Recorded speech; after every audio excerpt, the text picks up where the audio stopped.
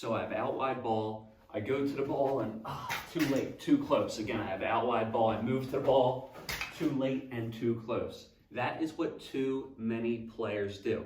If you ever feel like you get the ball too close to your body, you hit it too late, it's probably because you are not turning early enough. Guys, I like to tell all my students, the first thing that you want to do is turn, take the racket back, then move to the ball, and then hit. Once again, I have out wide ball, I'm going to turn, take my racket back, then move to the ball, and then hit. I want you to think, I cannot move. I can't move to the ball until my racket is back. Once again, I can't move to the ball until I turn, take my racket back, and then I can go. Think of it like a car, right? You can only go when your car is in drive. If your car's on park and you press the gas, you're not going to go. So put your body in drive, then go to the ball. Instead of just staying in park, you can't move and hit it, right? That will make sure that you hit the ball out in front and you get in a better position. It's the same thing for the backhand. So I'm going to put the Topspin Pro over here now. I have a ball out wide.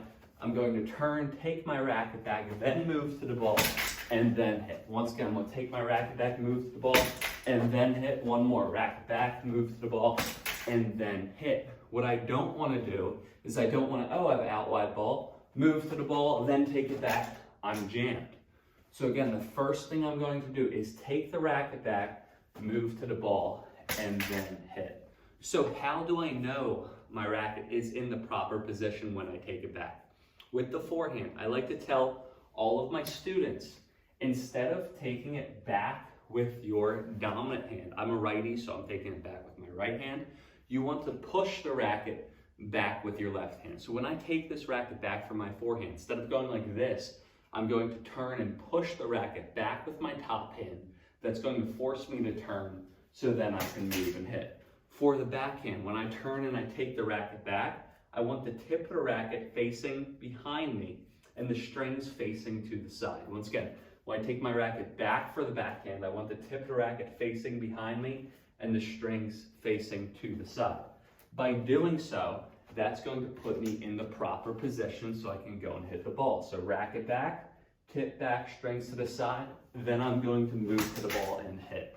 Once again, strings back, tip to the side, move to the ball and hit.